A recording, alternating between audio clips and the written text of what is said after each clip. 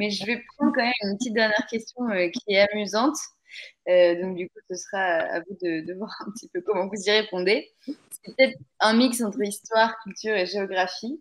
On a eu une question. Donc, c'est quels sont les peuples les plus chauds du monde?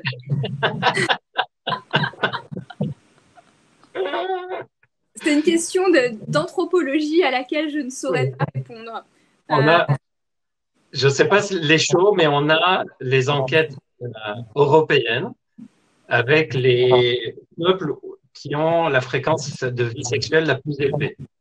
C'est les enquêtes Global Study qui ont été faites dans différents pays européens et qui sont refaites régulièrement. Ça ne va pas vous surprendre, c'est un gradient nord-sud.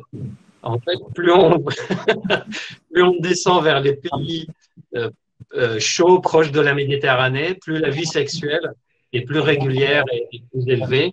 Par exemple, les Françaises, Français, Italiens, Turcs ont une vie sexuelle beaucoup plus régulière, beaucoup plus fréquente que les Danois, les Scandinaves, par exemple.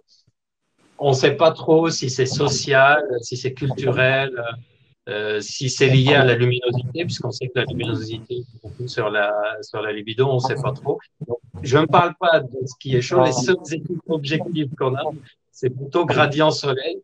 Plus on est dans le froid et moins on le fait, et plus on est dans le chaud et plus on est chaud. Je pense que ça va surprendre personne d'apprendre cette statistique.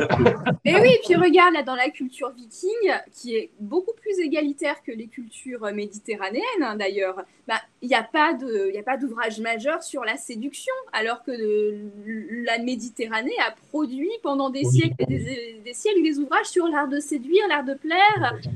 Donc c'est notre culture aussi. C'est vrai, ouais. Du coup, on a bien fait d'être proche de la Méditerranée.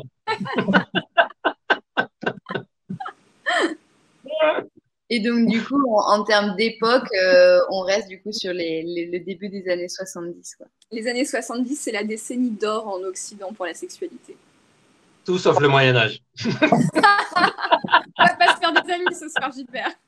C'est ça.